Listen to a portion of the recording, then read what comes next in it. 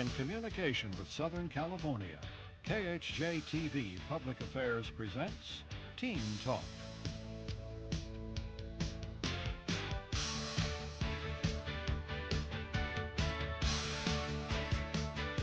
In 1984, over 1.5 million Americans, many of them teenagers, underwent plastic surgery at the cost of over $4 billion. Most plastic surgery costs range within the $1,000 and $3,000 bracket. The number of plastic surgeons in the United States has increased from 1,200 in 1970 to over 2,600 today. A young lady recently summed up her plastic surgery operation by saying, "That's finished, and now I can get on with the rest of my life." For millions of Americans, many of them teenagers, plastic surgery is being seen as one of the most positive cure-alls for many different major and minor imperfections received at birth. There is no more stigma to admitting or discussing plastic surgery, and many view it to be as accessible as a change in hairstyle. I'm Joseph Feinstein, and today on Teen Talk we've invited a panel of young people who have experienced a plastic surgery operation. Welcome, panel. Welcome to Teen Talk. You know, someone once said plastic surgery is as spirit lifting as well as face lifting. How do you respond to that kind of thought? Bianca? I feel it's like experiencing something new, you know, like waking up in the morning and like if you buy a new pair of shoes, oh, I'm going to wear my new pair of shoes today, just now you have a different nose. Now you have a different nose. I've got the same one. It's been on this face for a long, long time. It's not being changed so quickly. But you had that, and you feel that way. Was your operation, Wendy, a spirit-lifting kind of feeling for you? Yes. How? As soon as I got my cast off, I couldn't believe it. I couldn't look in the mirror. I didn't feel like it was me, but I love it. You were just... It was very spirit-lifting. Mm-hmm. I mean, it changed your attitude about some things? definitely about myself. About yourself. In what way? I have more self-esteem, Mm-hmm.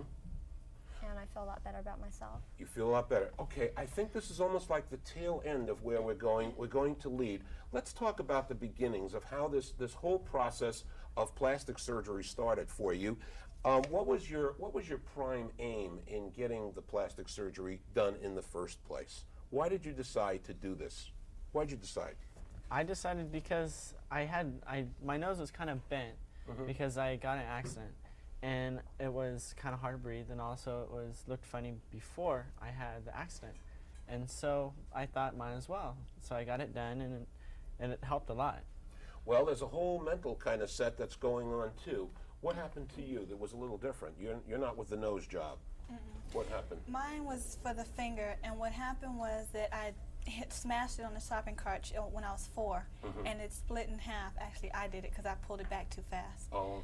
And the plastic surgery I had on it did not do anything for it. It's maybe worse. I guess some people might say it's better, but to me, it's a lot worse than what it was when I first, had the I see. accident. So yours was of a different kind of sort. Yours was an absolutely required operation.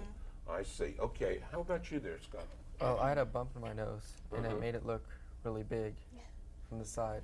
Really? So I wanted to get that removed. Let's see that side profile now. Oh, that's a nice nose, and it's really straight too. Thanks. He banged it and made it all kind of good. What's going on as you make the decision? Was it your decision, Wendy, to go to get this nose job? Yeah, absolutely. I was talking to my mom about it because my sister had her nose done, and everyone in my family's had their nose done. Yeah. And yeah, I said, Mom, I'm really unhappy with my nose. And so she said, well, let's go to the doctor. And I went. And I mean, I like it. I'm happy I did it, absolutely. Well, I'm wondering also about some of the other things. Your operation was a little different. Yes. Can you tell us about it? What happened with you? I had a breast reduction, and I want to know why I had it. Yeah. Because it was difficult for me to be athletic, and I was athletic. It was hard to run, and I had back problems, and I had a very large breast, and I elected to have the surgery so I'd be able to do all the things I couldn't. Okay, so you went to the doctor and you spoke to the doctor. What was your feeling about the doctor as you were talking to him? Well, I like the doctor. That I saw a lot of doctors before I chose the one doctor. I chose the doctor I chose because he was nice. He explained everything to me. He explained what he was going to do and all the cuts he was going to make, what was going to happen. He made me feel calm. I wasn't scared. I mean, up until the hospital, but I wasn't scared. Yeah, going to the hospital for any kind of operation is going to be a little bit scary, Definitely. obviously. What happened to you on the night that you were getting ready to go to the doctor, to the hospital? I was very scared. One of my best friends came over, and I was frantic. But I wasn't really scared until I got on the operating table, just driving to the hospital, and I finally got on. Yeah. They tell you to get in a gown and everything, and I said, I don't think I want to do this. They said it's not going to hurt, and so it didn't hurt at all. It didn't hurt at all? Not at all. You mean the process is one of breaking your nose and then putting it back together again, isn't it? Yeah, but you're completely asleep, and I had no pain at all.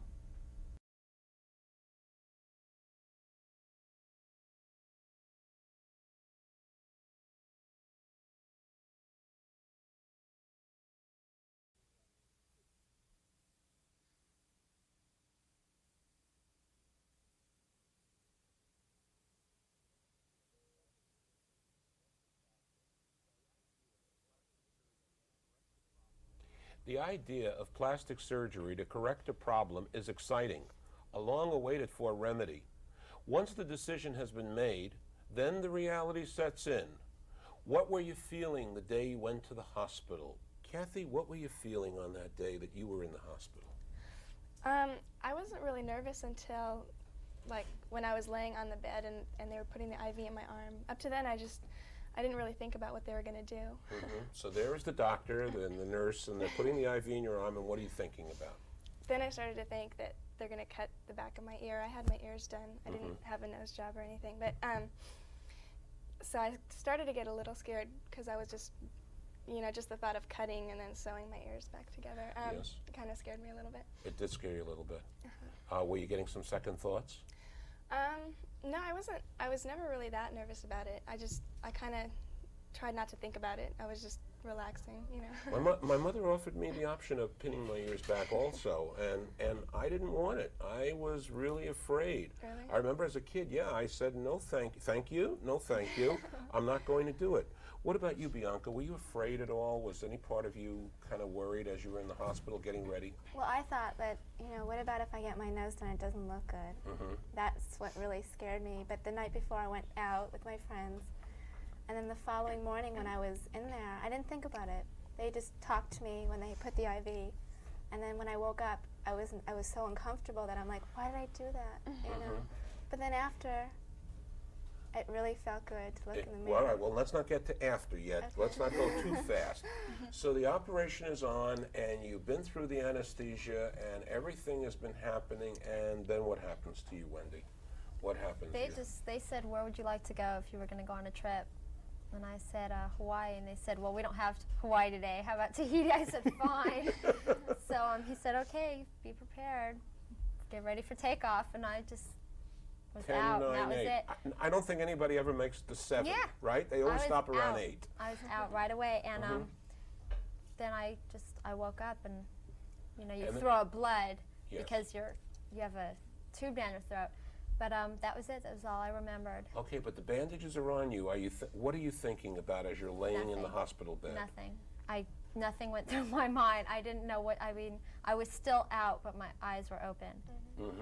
So the feelings are numb is what I hear you Right. saying. Okay, Everything now is numb. all right, it's a couple of days later, and the bandages are still on. How long do the bandages stay on, Scott? A week. About a week. And they're about to take the bandages off. What are you thinking about them? I couldn't wait to see it. I wanted to see what it was going to look like. And when they took it off, I had my eyes closed. You had your eyes My closed. mom So did looked at I. it, Yeah, and then I opened my eyes, and I was real happy with it. you were. Yeah. Okay, so for you it was a happy experience. Right. When you saw your finger after the surgery, were you happy about that? Well, actually, it was a while before I saw it because during the night I kept waking up, and what happened was it felt like my hand was gripped by a vice clamp, like someone squeezed it. So I kept going back and forth to the hospital to get them to loosen it up. And then till one night, it was on a Sunday, it was so tight, and I was feeling inside where the operation was. The operation was at the top of the finger, but somewhere down here it was bleeding, and I didn't know why. So my mother took me to the hospital. They couldn't find the doctor who had did the operation, so they got another one. And then so they said they have to take off the bandages right now. What they did was they just started taking it off. They didn't give me anything, no anything, pills or anything to help me get over it. But they started taking it off until they got to the part where the clamp or the splinter. They pulled that off, and it made a mark all the way down to my wrist. And then they started taking the other bandage off, and they just start ripping it off. And I started screaming because I couldn't deal with that. I can hear you screaming even now. I know. Right now I can But hear the you worst screaming. thing about it was they didn't even soak it. The blood was dried up there, and it had the cloth up there, but they didn't soak it to try to loosen it up first. They just ripped it off. And so after that, I walked out the hospital. I wouldn't speak to nobody. I even hated my mother then. Yeah, you met the sadistic doctor or whatever, the sadistic nurse who was really having a hard time. I hear you. You're in the throes of a very important kind of change. Your breasts are being reduced in size. You're looking forward to that because now you can start playing and swimming and doing all those wonderful sports that you really wanted to do. And what's going on with you as you're kind of coming out of the anesthesia? Well, I remember you have to wake up in the recovery room before they take you back to your room. Yeah. I didn't wake up for a long while. The anesthesia just put me out. I finally woke up, and I remember looking, I saw the clock, and it said 12 o'clock, and I'm like, perfect, just in time for the soaps, but then I fell back asleep. I didn't wake up till the next morning. And I remember The young and the restless just had to go on without you. Go ahead. I remember waking up in the morning, and I had bandages on me, and they have tubes to drain the blood so they can tell if you're clotting or if you're hemorrhaging. And I remember it was really neat because I felt lighter. It was like a different feeling, and I felt lighter. That's the only way I can explain how I felt. And I mean, you could see the bandages. I mean, you could see the stitches and everything. And did that scare you, or what?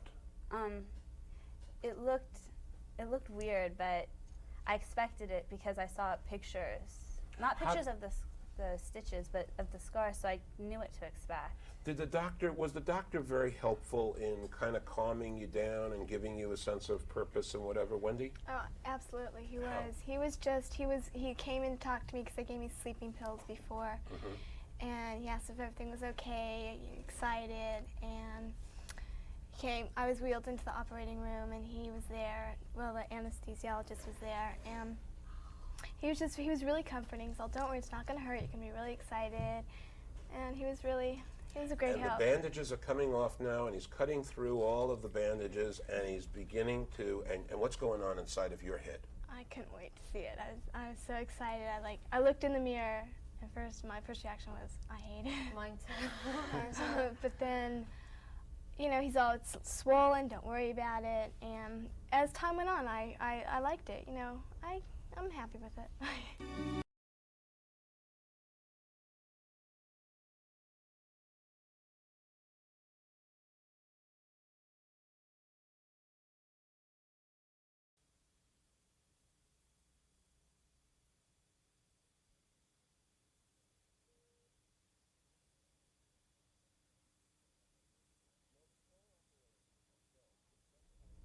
Most all operations result in some type of emotional reaction. Some people feel very elated, and others feel very depressed. What did you expect, and what did you actually feel as a result of your operation, panel? Take it, Coretta. Well, actually what I expected was, I was hoping that finally, after 11 years, my one finger would look like the rest of it. My whole hand would look like a normal hand. It was supposed to. Well, after the operation and after everything came out, it looked a lot worse than it did when I first had the accident. It's going to get better. Things are going to get better. Maybe the fact that you're finished your growing right now will help it, and the fact that your hand is now the size that it needs to be, And I got a feeling that it's going to be worked out. They know a lot more today than they did 10 years ago. There's so many advances that I've been reading about in my research on plastic surgery that are really changed. So I'm very hopeful for you, and I really think that things are going to get better. When you finished your rhinoplasty, your nose jobs, what happened with your friends as you got out of bed and you came out to see them? What was their reaction? Bianca, what was their reaction? Well, my best friend is my boyfriend, and I go, I don't want to. Nice thing to say. My best friend is my boyfriend. God, you don't hear that too often. Go ahead. And I really got scared. I'm like, I don't want to do it. It's not going to look good. He goes, do it. He like really gave me encouragement. And after I got it done, he was just like, it's so cute. He's like, he was really sweet about it. It just made it all more. And then you said to him, why don't you get your nose done? It's time for you. What happened to you? It came off before the doctor took it off, and it looked flat. It looked like I had no nose at all because the tape was still on there and I couldn't see underneath the tape. Yeah, it was mushing it right into your face. Right. And so my friends knew that I had it done, and they took me out. Went to breakfast almost every morning and dinner and all that. The whole week I had the cast on, and then it came off, and they all kind of said, well, it doesn't look that much difference or something like that. And it didn't that much, but the bump wasn't there. I guess I noticed it. It kind of helped. You liked the fact that the bump wasn't there? Yeah, like in school, I'd touch my nose, and it'd feel weird because the bump wasn't there, and I'd stop and think about it, Kathy, it's not easy to see those pretty ears amidst all that lovely hair, but tell me, did the kids notice, or it's not too noticeable, I mean, to see it? No, most people didn't even know that my ears stuck out, but unless I pointed it out, then you could notice. I told everybody. I wasn't embarrassed about it at all, and I told everyone before, and I was just running around showing everyone. I thought it was kind of neat, actually. Look at my ears, look at my ears. Can you imagine somebody saying, look at my ears, look at my ears? Go ahead. That's about it. That's about it. Were there any psychological changes? Were there any emotional changes on your part and from on your friend's part? What about you, Sharon? Well, I felt better about myself. I didn't get to leave my house for about 2 months, but once I was able to, I felt better about myself, and people saw that in me. They knew that, I had a different attitude. What? What was different? I was happier. The way your outward self is, you could tell when something happens that's good, you get an outward, Yes, I can see it. I can see it on your face now. I mean, I see the glow is still there. When did all this take place? In June. In June, about 6-8 months ago. Yeah. Wow. So the glow is still there. Yeah. I got a feeling it's going to stay there forever. I got a feeling. What about you, Wendy? What was the psychological change for you as a result? I feel much better about myself. Really? I used to not turn it aside to people, and now I have no problem at all. I feel much better and just. But things are not really the externals that really count. It's the I internals. know. Well, to yourself it counts. You're more self-conscious. Other people don't notice it, but you notice it, and so as soon as the problem's gone, you just feel so much better. Really? Would you recommend this to your? Are there any other friends that came to you and said, I need to? Oh, definitely. And I said, go for it. I said, you'll feel so much better. There's no pain. You've got to do it. If your parents are with it, and do it. But there is some pain, isn't there? There's been some pain. I think everybody's different. Yeah. Did you have some pain? Yeah, I did. I was very uncomfortable. And how long did the uncomfortable feelings last? A few days. Just a few days? Yeah, it's not I had long. taken a lot of painkillers, and I also had it done twice. So. You did? Yeah. What do you mean you had it done twice? I had it done twice. You had 2 nose jobs? Yeah. Twice. Why did you do that? I built up scar tissue. Not a lot of people do, and I had another little bump growing up on here. So it just bothered me. It just drooped it down and turned it to the side a little bit. Is there any aftermath? Is there any kind of feelings? I mean, does it hurt at all ever? Afterwards, when you get your packing taken out, Yes. there's a taste in your mouth of like raw. It's just, I can't explain it. It's not very comfortable. Well, that's the hospital food that you're eating. That can cause that feeling. It's the dried up blood Oh, that comes down afterwards. I see. And that wasn't enough. Let's say you knew all of the things that you now know about your operation. Would you do it again? Would you do it again? Would you do it again, Wendy? Yeah, I would. I mean, I didn't go through any pain at all. I wasn't uncomfortable. It was like no big deal. So I would do it again. And would you advise it to people Oh, to do? absolutely. Cosmetically or psychologically? Both. Both. Yeah. Why? Because, well, psychologically, because it makes you feel better about yourself, and then it's not painful, and you know, and it'll look good.